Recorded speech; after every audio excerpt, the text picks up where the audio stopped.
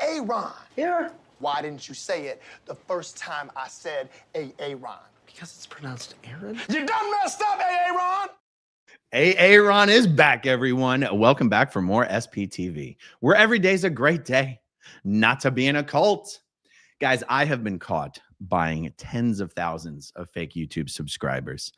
At least that's what some people would like you to believe, and have been saying every day for weeks now in videos going out to tens and tens of thousands of viewers and presenting so-called evidence live in real time, proving that I am buying fake YouTube subscribers, encouraging tens of thousands of people to report my channel for fake engagement, for violating YouTube's terms of service, and showing tens of thousands of people how to report my channel live on stream while demonstrating it, while reporting my channel live on air.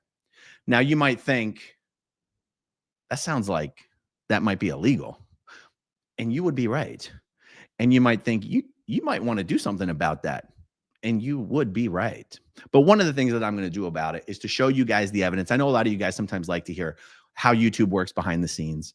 And I want to explain to you what is really going on here. And I want to show you the evidence that anyone on YouTube would already know. Like what I'm going to share with you guys, this is not rocket science stuff. What I'm sharing with you guys is what anyone on YouTube who has an account already knows. And then you guys will have to decide for yourselves whether the person who keeps claiming that I'm buying subscribers and telling everyone to report my channel, you guys will have to decide for yourselves whether this person truly does not already know the things that I'm about to share with you. Or does she already know this and is continuing on with what she's doing anyway? So let me show you guys a couple things. It's a popular thing on YouTube in many cases to show live counts of subscribers going up or down. Here's just one such thing, one such stream showing some of the biggest channels on YouTube and showing their real-time subscriber growth. And what an average viewer on YouTube may not understand is that all of these numbers are 100% fake. They are, in fact, only estimates of YouTube's subscriber growth, because YouTube does not publish on the front end of a channel your actual subscriber number. Once your channel gets to a certain size, they only report your subscriber number to the nearest 1,000. It is not possible for any other third-party websites or apps or whatever to access your precise and accurate subscriber number. Now, any YouTuber with a channel can on the back end see their precise subscriber number to the single digit, but YouTube doesn't put that number on the front end, and no one has the ability to access that number. Not even something like this that people would assume is accurate. Okay, so I'm going to show you a couple things here. If you go to my YouTube channel, currently what you will see is that I have 236,000 subscribers. Now, what that really means is that I have somewhere between 236,000 and 236,999 subscribers. Only when that number hits 237 will the number go up to 237. Or if it goes down to 235,999, the number will go down to 235. So because over the last few weeks, I was losing subscribers at I lost about 10,000 subscribers in the last couple of weeks. And then I stopped. I'm not losing subscribers anymore. But because I was losing subscribers quickly, all of these websites that estimate your subscriber growth or loss, they use past activity to predict future activity. So because the subscriber number basically went bloop and then stopped, the only past activity these algorithms have to use to predict what's happening is the loss. And so as of right now, these third-party platforms, all they know is that I'm somewhere between 236 and 237. And they are predicting the rate at which I will fall below 236. And they don't know whether their prediction comes true or not until their own countdown gets right down to 236,000. And at that moment, all it knows is, uh-oh, he's not below 236,000. We don't know where he's at. We don't know how our estimate compares to reality. All we know is that he's not below 236,000. And so their automated count bumps up to a certain number and then resumes counting down until it hits 236,000. And then it'll bump back up because it doesn't know the number, but once it hits 236,000, it does know that I'm not below that number. How does it know that I'm not below that number? Because YouTube still says I am at least at 236,000. Now, the person who's been claiming that I'm buying these fake subscribers watches the live countdown on these other websites. It sees me get to they see me get to 236,000, and then the number goes up to 236,333. And this happens 24 hours a day around the clock because these websites keep counting down and then they realize they're wrong and then they bump up and then they count down and they bump up. Now, this person who's been on YouTube for over 10 years and should understand how all this works, literally has been telling her subscribers that I'm sitting here with my mouse hovering over the buy button on some website where you can buy fake YouTube subscribers, which, by the way, if anyone knows what these websites are, please let me know. You know, as someone who's been on YouTube for a long time, you would expect that my spam emails would just be inundated with these, you know, offers of fake YouTube subscribers. I'm guessing because it's kind of illegal, maybe not in a legal sense, but in a YouTube sense to do that. I can tell you this. I've never received a single spam email offering to buy subscribers. I assume you can do it because you hear about it happening all the time. There's no real benefit to buying subscribers. It can only hurt your channel. And, you know, one of the things, and I have no idea how YouTube goes about deciding what YouTube subscribers are fake or not, because even on YouTube, you know, it still requires a real YouTube account, you know, real in the sense that it exists. You know, you might have someone in like some Malaysian, you know, bot farm who owns 1,000 YouTube channels, but it's still a real YouTube channel. It's real and fake at the same time. There's not like a real, you know, the person behind it is not a real engaged viewer, but the channel is real, if you know what I'm saying. So in other words, even if you could go out and buy 333 YouTube subscribers, it still requires someone somewhere to click subscribe on a channel, even if that channel is just some bogus fake channel that somebody created. Do you understand what I'm saying? So this person claims that I'm sitting in front of my computer on some website where you can buy subscribers, and I'm sitting in front of my computer 24/7 waiting for my number to get to 236,000. And every time it does, for some reason, I just wait for that one moment and I click buy right at that moment. And I buy 333 subscribers. And not only do I do it right then, but somehow magically these services that sell you fake YouTube subscribers literally in a second get you 333 YouTube subscribers. And this happens over and over and over and over for weeks, because I've been between 236,000 and 237,000 for, well, a couple weeks now. Wait, that doesn't make sense. I was losing. It's got to be. It's not. It's less than that. Let me see. The last time. Yeah. No. It's been less than a couple weeks, but at least pretty much the last week. The number's been between 236 and 237. Now, I'm going to show you guys in real time here. Okay. This is one of the countdown channels that estimate my subscriber count. And I checked this just a few minutes before going live, and it had updated. It said I was at 236,273. Okay. Here is my real-time subscriber number. Okay. Now, you guys can test in real time right now if this is my real subscriber number. If you're watching right now and you're not subscribed, go ahead and hit subscribe. If you're watching right now and you are subscribed, go ahead and click unsubscribe. I want you guys to see this number change in real time, so you know this is not just like a screenshot of something. Come on, guys. I know some of you guys can click unsubscribe real quick. Come on now.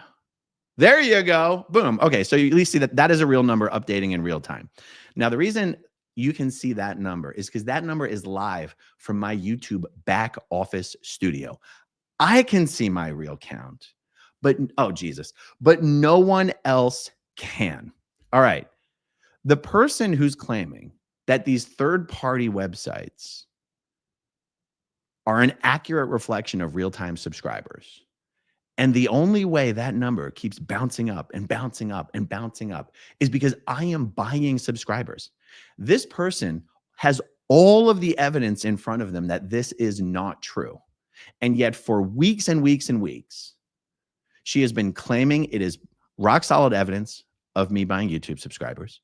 She's repeated it in 20 different videos to tens and tens and tens of thousands of people.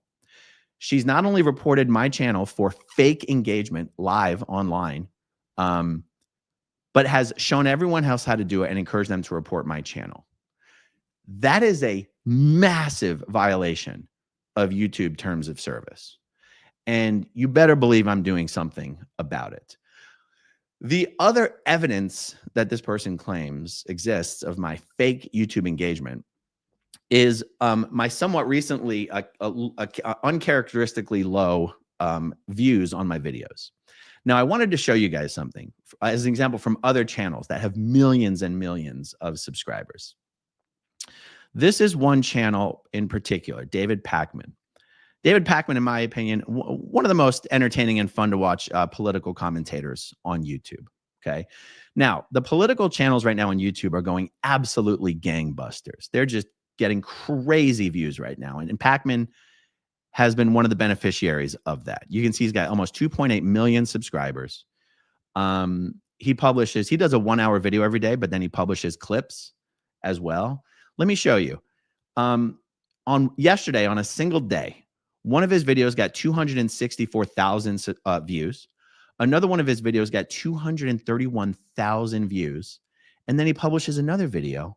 It gets 9,000 views. This is a guy with 2.8 million subscribers. Now, the same person who's saying I'm buying subscribers will show you a video I did recently about Tom Cruise that only got 10,000 views. And that's evidence. How could a channel with 236,000 subscribers do a video that gets 10,000 views? Fake subscribers. I got to tell you, when I do a Tom Cruise video that gets 10,000 views, I also am like, what the fuck? Because that doesn't make any damn sense. But you know what else doesn't make any damn sense? Of a channel with 2.8 million subscribers that posts a video that gets 9,000 freaking views, when just 2 hours earlier, he posted a video that got 264,000 views. All of us here on YouTube love to believe, based on the feelings in our hearts and our souls, that we understand how the YouTube algorithm works.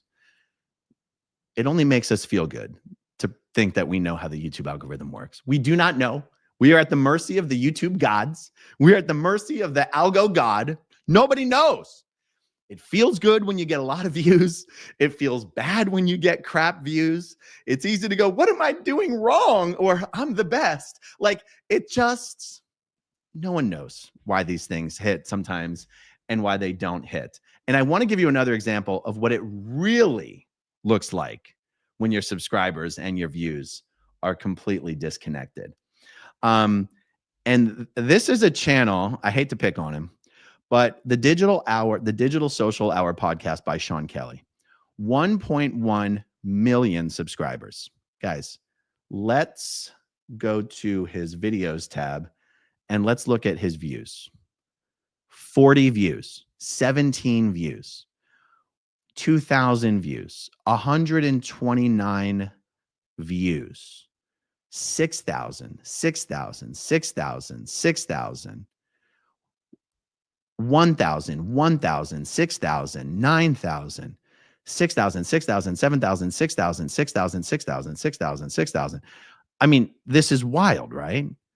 So if I feel like my world is coming to an end when a video only gets 10,000 views and I only have less than 250,000 subscribers, what if I had 1.1 million subscribers And I posted a video, and after 4 hours, it only had 40 views.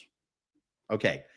That's what it really looks like when there's massive disparity between your subscribers and your view count.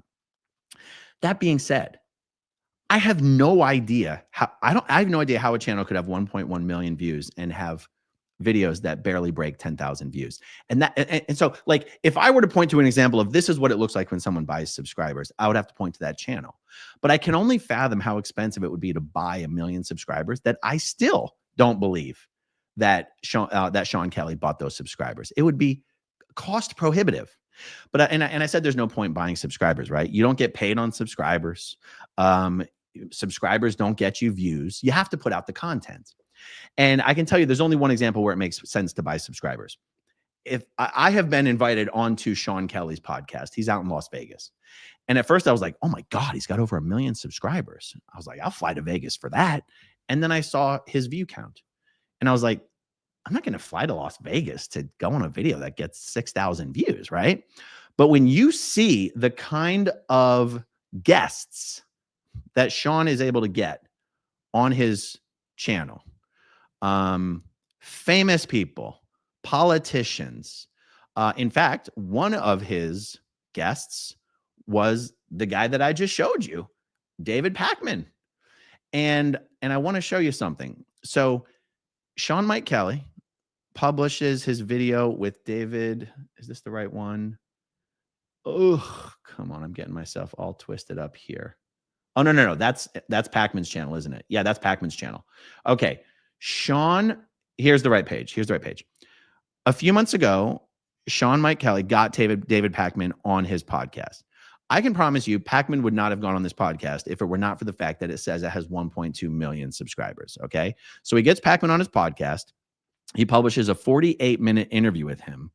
That video gets 28,000 views. Okay. David Pakman, with Sean's permission, publishes the entire interview, actually not even the entire interview, just a portion of it, to his own channel, and it gets 2.1 million views. Pakman only has double the subscribers, but he posts half of the interview and gets 10x the views. So who knows whether Sean is buying subscribers or not, but you can see there is not a direct correlation to subscribers and views. So when I post a video that gets 10,000 views, I feel bad. I feel like the world's coming to an end, but it's got nothing to do with my subscriber count.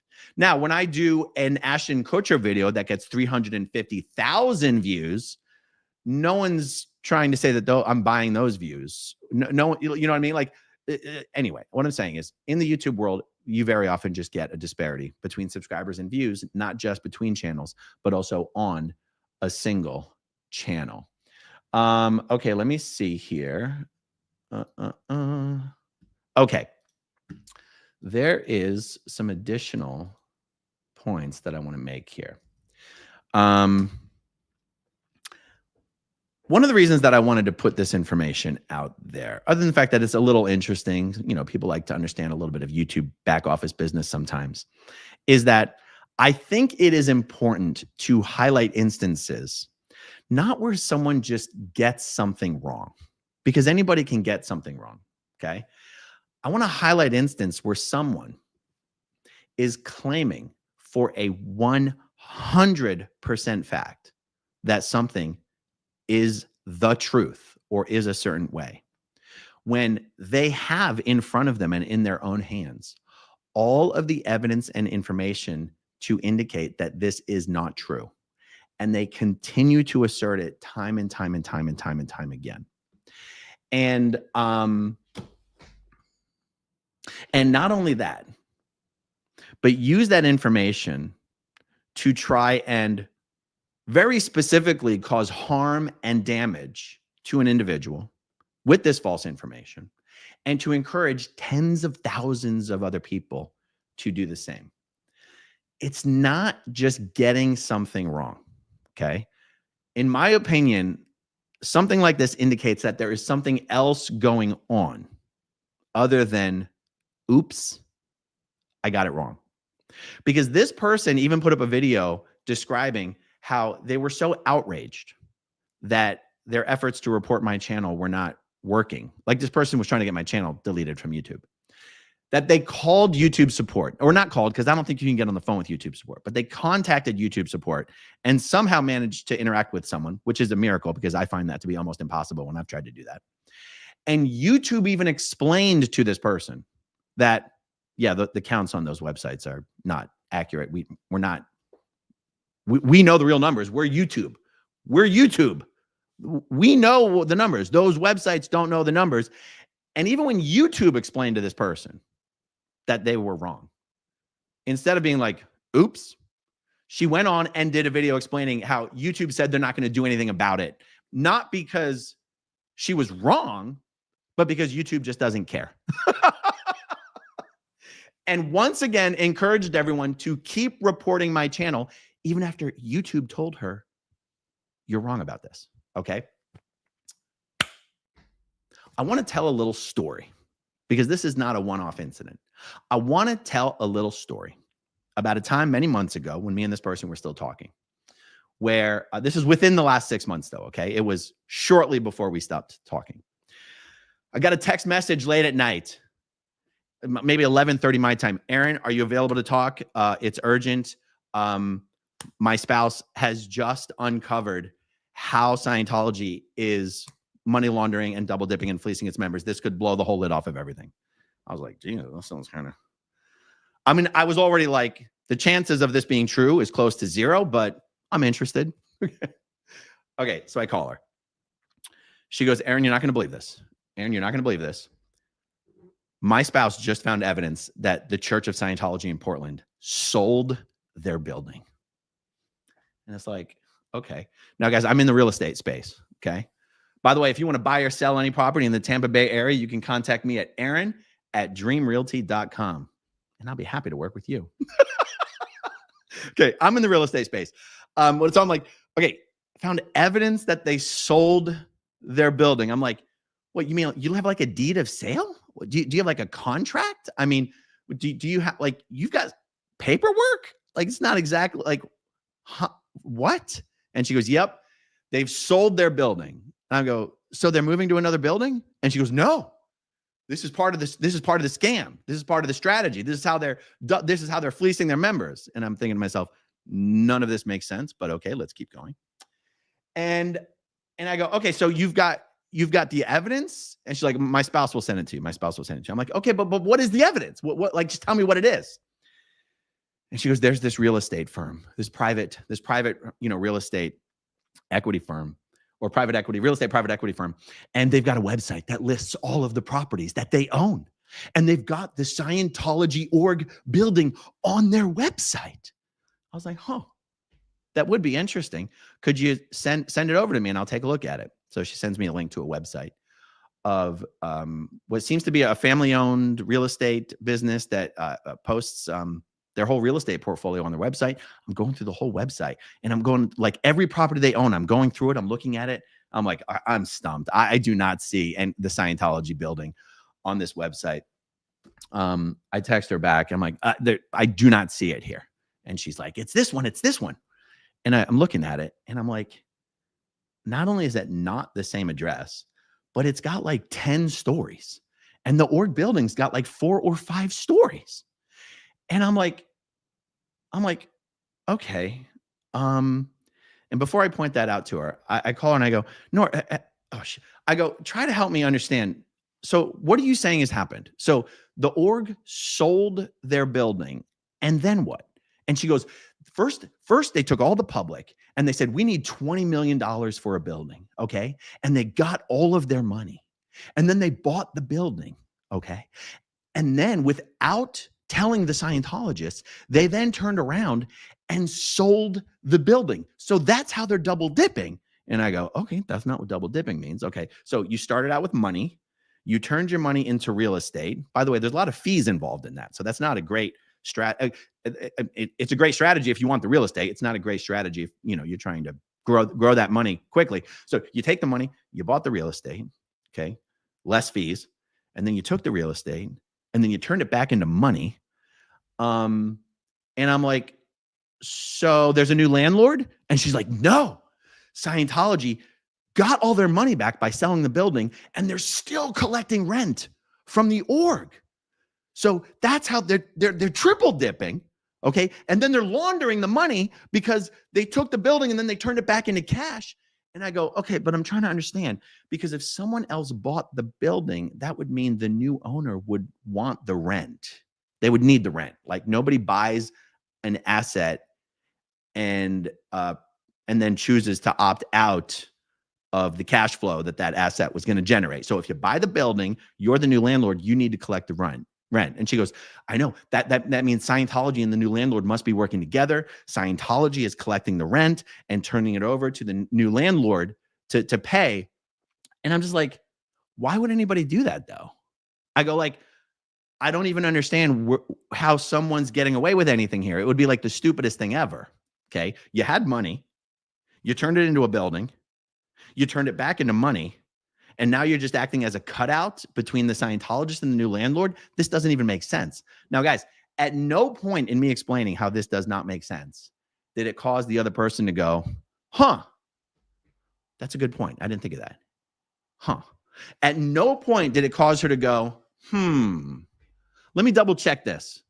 Let me double check what my spouse is sending me before I keep insisting that this is true. Okay. And so then eventually I confronted her with the fact that these buildings have don't even have the same number of stories.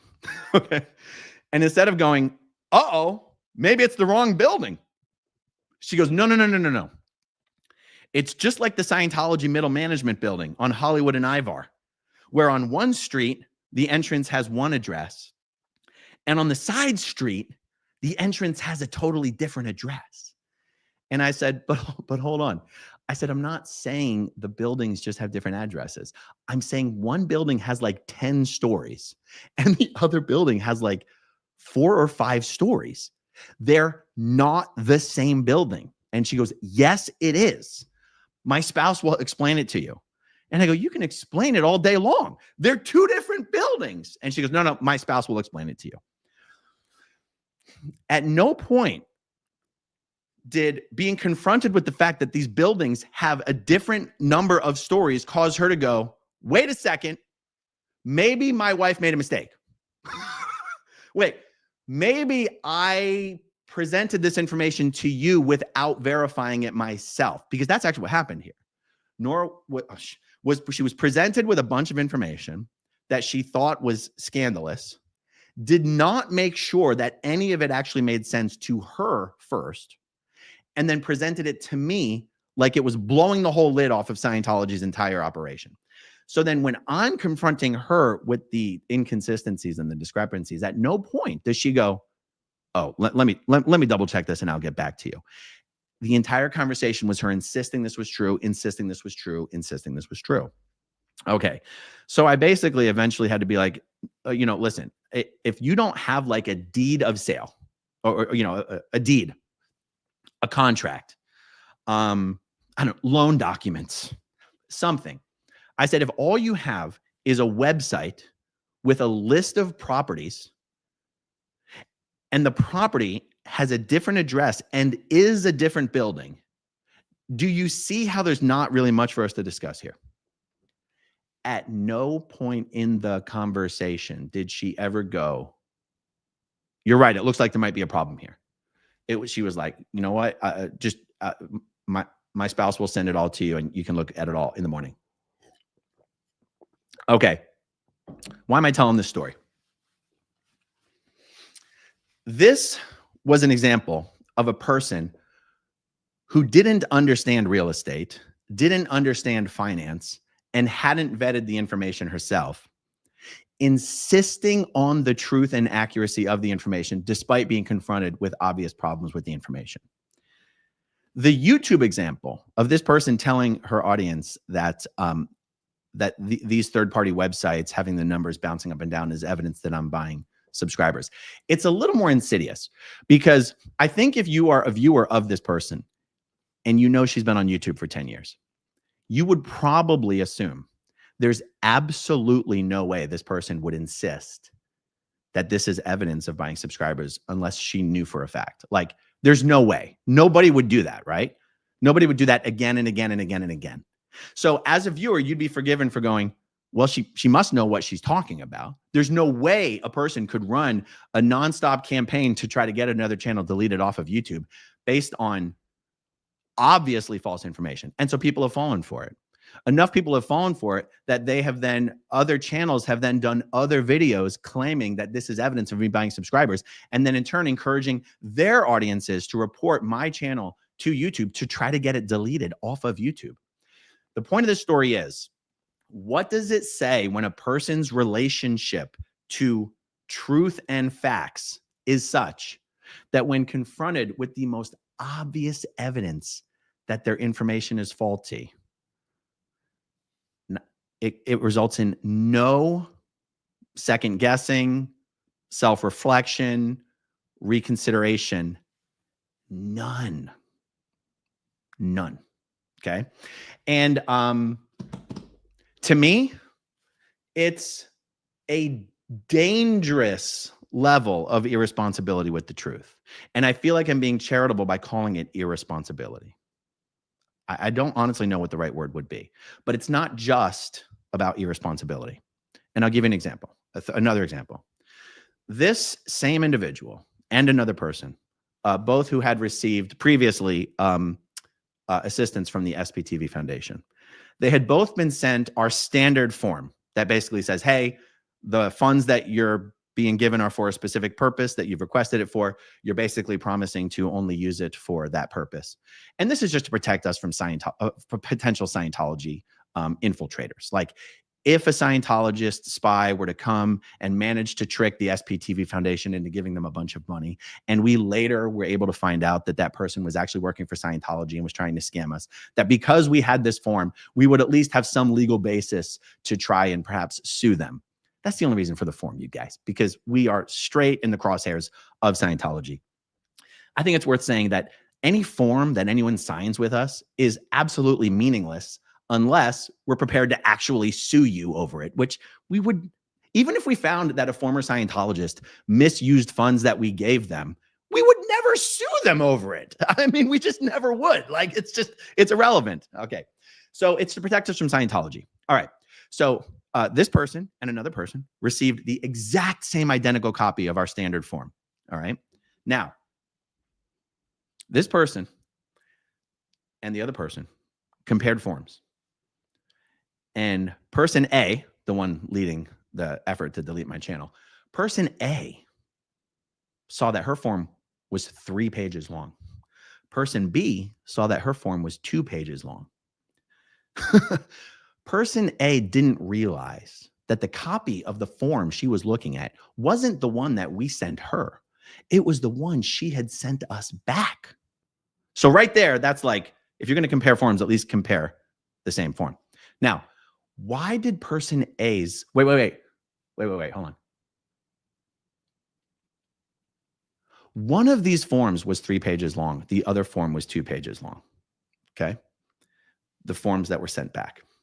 It turns out, and the person who's been leading the attack claimed that because one of those forms had 3 pages and one of those forms had 2 pages, the form with 3 pages must have had a bunch of extra language and restrictions, and false claims were made that this form said, if you ever criticize the foundation or any of the board members, we can take the money back, and completely false information that anyone reading the form would be able to go, that's false information.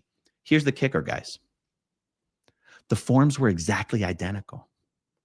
The only reason one form had 3 pages when it was sent back is because that person had accidentally expanded the font on one of the paragraphs from like 12 point to like 50 point, just accidentally, before sending it back. Now, guys, this person for weeks and weeks and weeks and weeks and weeks did videos saying how the SPTV Foundation tried to include restrictive language, threatening that we could take all the money back if this person ever said anything negative about us. All they had to do was actually compare their forms. All they had to do was actually read their own fucking forms and compare them to each other, and they would have known that everything they were saying was a lie.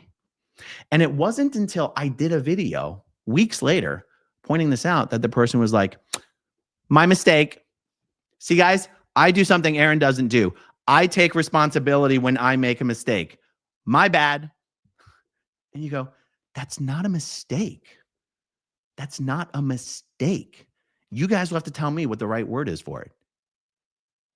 You made slanderous, libelous, defamatory, destructive accusations against an organization that had helped you with thousands of dollars of financial aid without even taking the time to see if what you were saying was actually true.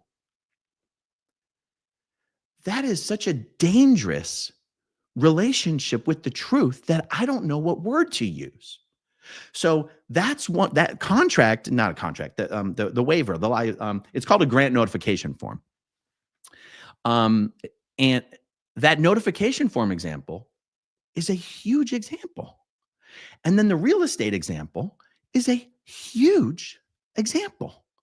And then the Aaron's buying fake subscribers example is a huge example. Now, this is a person who has said that she was very, very, very hurt that I never included her as one of the board members on the foundation. There's a reason. Now, one of the reasons is because board members are not able to get money from the foundation. And, you know, this person is someone that we believed would eventually need money from the foundation. So that was a good example not to put her on the board. But the truth is, another reason is people who are in this person's life and have been in this person's life for a long time know that this is what she does all the fucking time. And having someone who has such a careless and dangerous relationship to facts and truth is a massive liability. And so, yeah. And that's why I wanted to use the easiest example for you guys, because, you know, the real estate story, you guys have to take my word for that. There's no way for you to know that that story really occurred. The grant notification award story. A lot of you guys saw that play out in real time. So many of you guys will know that that is true, but many of you guys will have no idea what I'm talking about. This YouTube subscriber example is the easiest thing I could show you as an example of the dangerous relationship that this person has to facts and truth. And even when presented to their face, not with new evidence, but evidence that was right in front of their face the whole time, they still go, I don't care. I still think I'm right. I still think I'm right. And I think I'm so right that I'm willing to try to destroy another person, even get their channel deleted by claiming something is happening that anyone who knows how YouTube works can see is not happening. So that's all, guys. That is the story. And as you can see in real time, just so you guys know, I'm not hiding anything. My subscriber number has continued to go down a little bit. Wait, it says the screen share odd. Can you guys see that? Back office, can you see that? Okay. See, the subscriber number's gone down a little bit, guys. Not hiding anything from you. Not hiding anything. If you want to help me make that number go up, please hit that subscribe button. I can't take it anymore, guys. I can't take the pain. Oh, my life revolves around my subscriber number, you guys. All right. I'm having too much fun. I didn't want to make this a long video, and it's already longer than I wanted to make it. So that's it, guys. That's it. I've never bought a YouTube subscriber in my life. There's no point. It doesn't help. I mean, until this last year, the funny thing is that my subscriber number had actually never gone down before. Like, that's the other thing. Like, on normal channels, if you're putting out good content and people like your videos, like, that's one thing about the YouTube algorithm. It just keeps kind of putting it, it just keeps kind of putting it out to a larger and larger audience. And, you know, I don't know, for 6, 7, 8 years, I'd never even seen the number go down before. It's been a wild year, you guys. It's been a wild year. I've gotten used to seeing that number go down. But on any given day, it goes up and down about 30, even with like literally nothing happening. All right, let's see. I guess that's it. Oh, we have some starred comments here. Let's take a look at this. Hef's googly-eyed hoo-ha. Aaron is the YouTube guru. Teach me, master. Good to see you. Vicky Andrews. I started on the ex-Scientology journey with you, and I am staying. Thank you, Vicky. Eileen, a very popular TikTok creator, is also being accused of buying viewers by another creator. Seems to be a jealousy thing from less popular creators. Yeah, I think that's true because I've been seeing that a lot. I'm not the only person in this ex-Scientology space who's being accused of buying subscribers. And like you said, I mean, the ones who are accused of it are the ones whose subscribers are actually going up. The irony of me being accused of buying subscribers while my number is going down doesn't seem to be lost on anybody. Okay, so the argument here would be I care so much about my YouTube subscribers that 236,000, for some reason, that's the number I'm not willing to go below. Like, for some reason, that's the number. It wasn't 240. It wasn't 245. For some reason, I was okay with being publicly humiliated by losing 10,000 subscribers, but 11,000 is just a bridge too far, you guys. Now, look, if I'm willing to buy subscribers, why would I only buy 333 at a time? Why would it be like, as soon as this number gets to 236, I'm getting a number 233. I didn't want 334, okay? 333 is my lucky number. Why wouldn't I just buy 10,000 subscribers and have them slowly go up over time? Like, but again, anyone trying to make the accusation that I'm buying subscribers would normally think that through and go, I'm not totally sure if he is, but this might mean that it is, and I don't know, and it's possible this, and it's possible that. No, this person just claims for a fact that they know what it means. Okay, Julia, exactly. Creators can see it in real time, but YouTube stopped reporting real-time subscriber numbers in 2021 after James Charles got canceled. Wow, Julia, I did not know that was when that occurred. That's amazing. The Church of Satirology bought YouTube subscribers. Great. Now your channel can be the influencer equivalent of a Scientology ideal org. Empty, but impressive looking from the outside. Constance June, people need to research YouTube before they decide to create channels. The people I know who have large channels study about analytics like it's a full-time job. Constance, you might find it interesting to know that I have almost never paid attention to analytics because you can analyze yourself to death. Especially look at Pakman's channel, 246,000 views on one video. 2 hours later, 9,000 views. Could you imagine if Pakman tried to figure out what he did wrong on the third video? He'd drive himself crazy.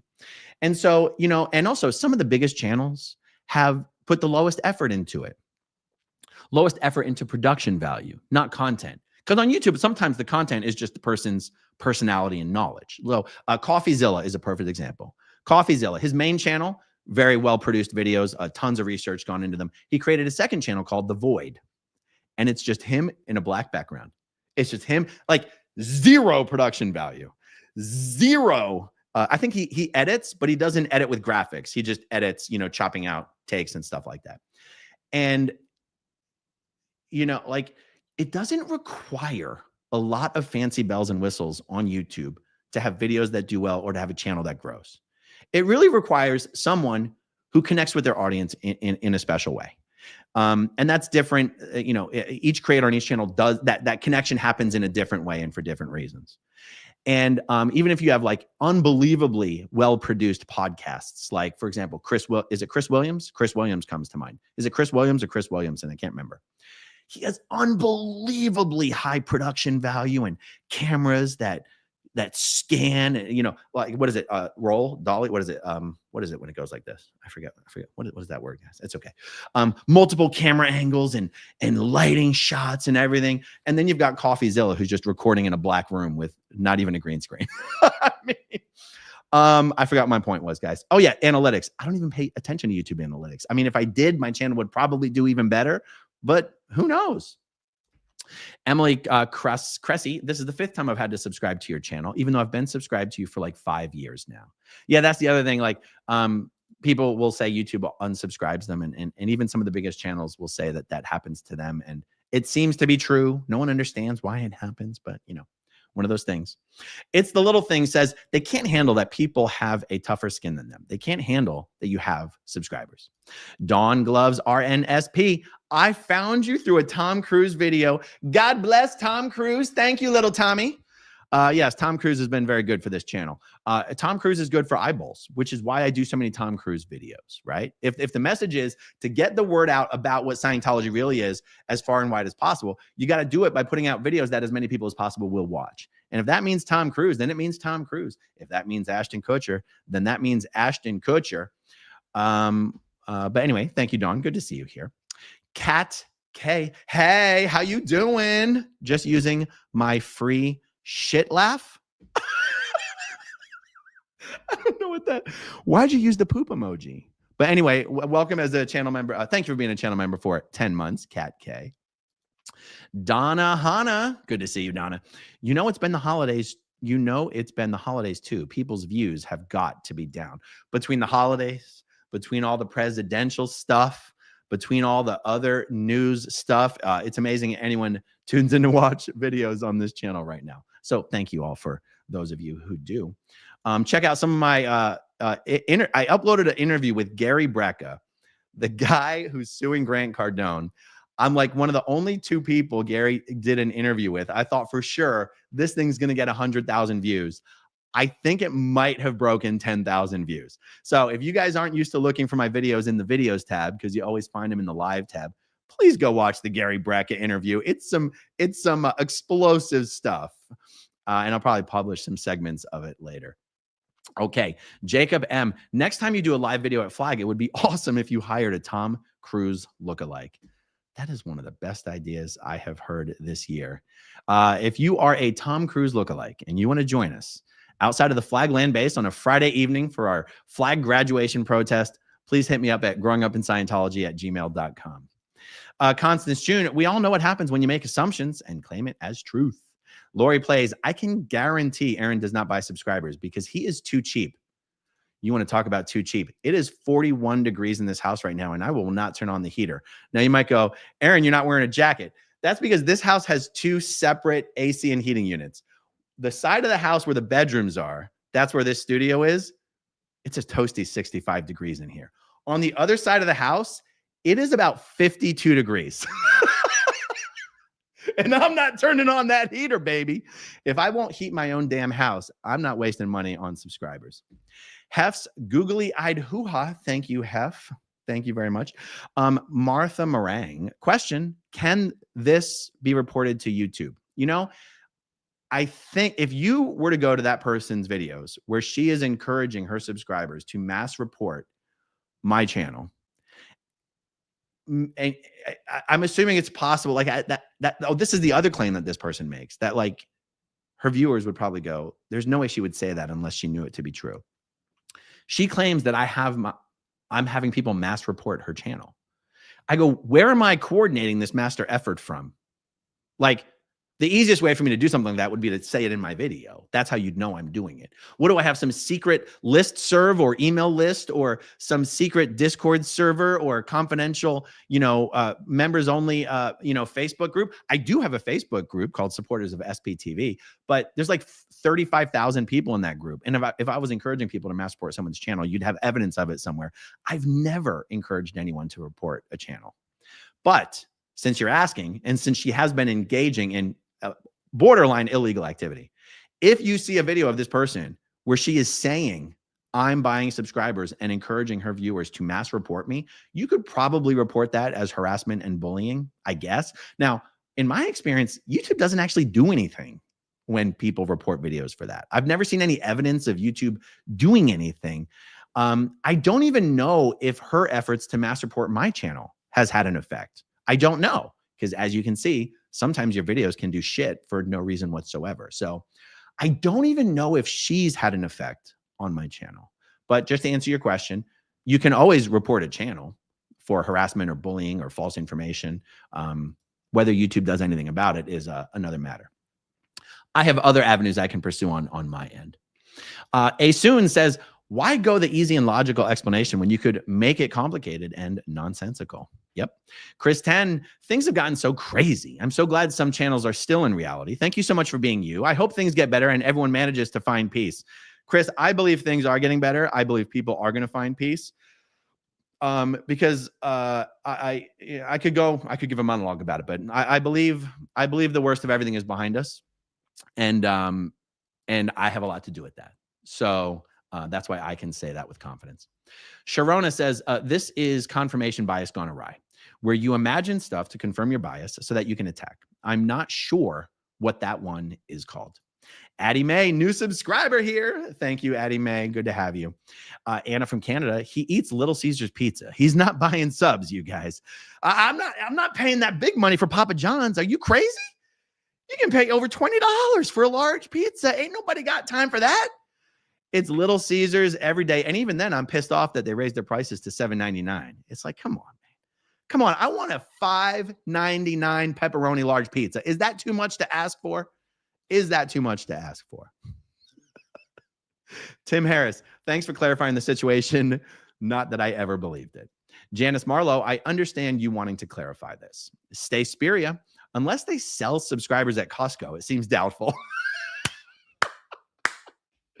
Oh, that's a great one. Hunlai. I'm here to stay, Aaron. I love your laugh, your content, and your passion to bring down the cult. Thank you. Amy Lee SP, Aaron isn't perfect, but if you really hate him so much, why devote so much time and energy obsessing over him? I just don't understand. I mean, I think the answer is because it gets good views.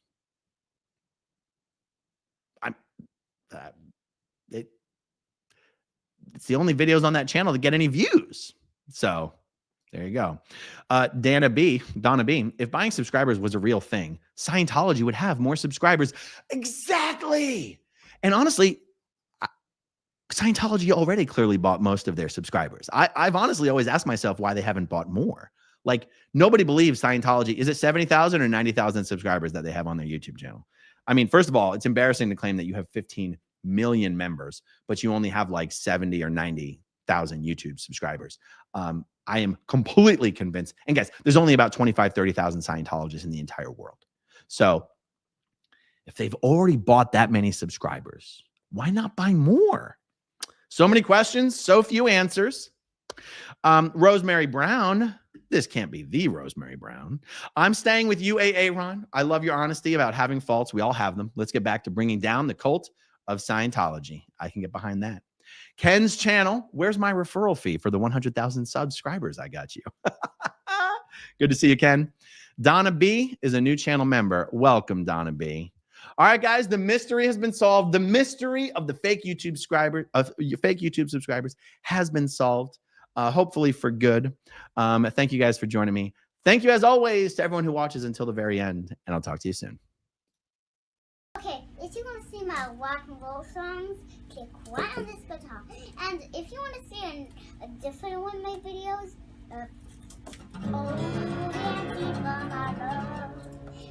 then you could click right inside here. If you have subscribed or not, subscribe right here.